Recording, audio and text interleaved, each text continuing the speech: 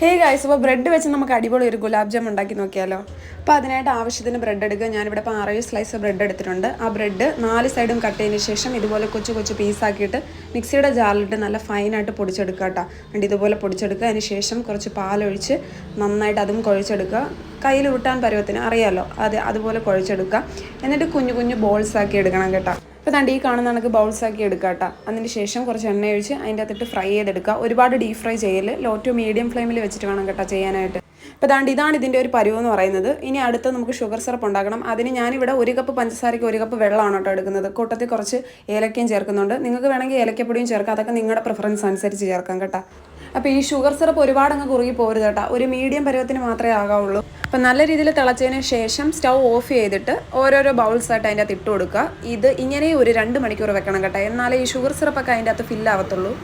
അപ്പോൾ നമ്മുടെ super tasty gulab jamun ready ആയിട്ടുണ്ട് കേട്ടോ. ഭയങ്കര സിമ്പിളാണ് ഉണ്ടാക്കാനായിട്ട്. വീട്ടിൽ 3 ഇൻഗ്രീഡിയൻസ് മാത്രം മതി.